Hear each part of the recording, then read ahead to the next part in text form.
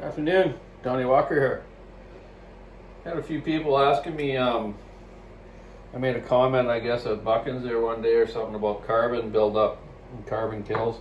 Just wanted to show you, like on this motor, how the carbon buildup is. And some people like to set their squish really tight, which is fine for a racing saw or a really good work saw. Will give you better compression and go better in most cases. But I have to realize, these guys, they go up in these logging camps, they got crappy oil, crappy gas. Sometimes there's, diesel in some of the tanks and they throw gas in it with the oil and it contaminates it. So they get a lot of smoke and a lot of buildup of carbon. I try not to go any less than 25,000 squish. Most of the time I try to stick around 30 actually, but some cases, depending model of saw, I'll go 25. And I can obtain that by either eliminating gaskets or taking the surface down on cylinders, such as this 390. This is an old 394. I wanted to show you with the carbon buildup.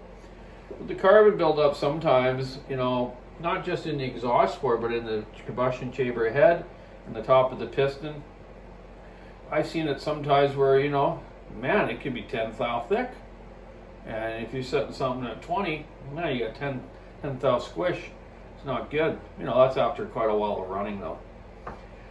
So it's also harder on the conrod bearing on the bottom end. That thing's, whipping over millions of times in its lifetime and during the duration of its life of the saw. And working hard in the bush with dirty conditions and stuff too, and even sawdust intake is part of the carbon buildup. That fine powder dust out of dry old fir. Some fir bark here we get is like 5-6 inches thick. You gotta shave the bark off to get out the wood, and that thing clogs your air filter up sometimes 2 times during that tree. Then they'll have to tap it out and get going again. And some of the filters handle it okay to keep that debris out of the motor, but a lot of times it still gets in there. It's pretty hard to get rid of. So yeah, that's my kind of deal with carbon. I try to clean old saws up. If a guy takes their saw apart every like 6 months or something, cleans it up, well that's a bonus. But most fallers don't. These guys pack them into the woods, and they only pack them out when they're blowing up or they're crushed.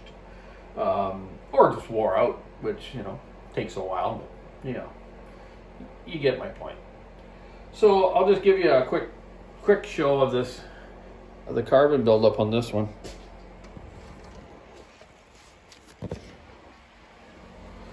You look at that piston.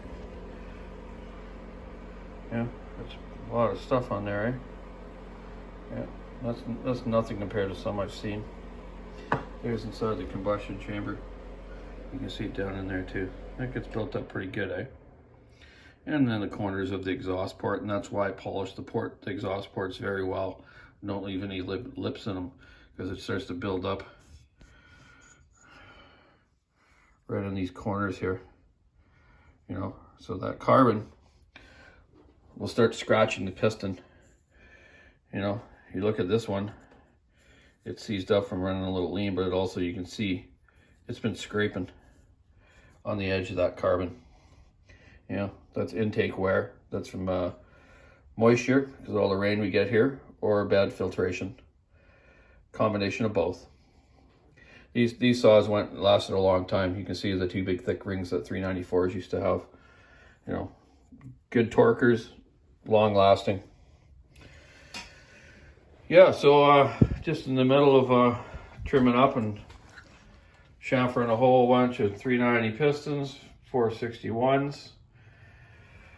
Gonna try to work a little extra this weekend and try to get caught up a little better.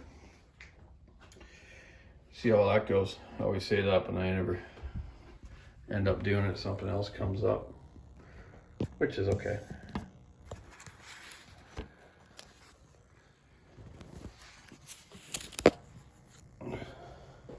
So yeah, it's Friday. Woohoo!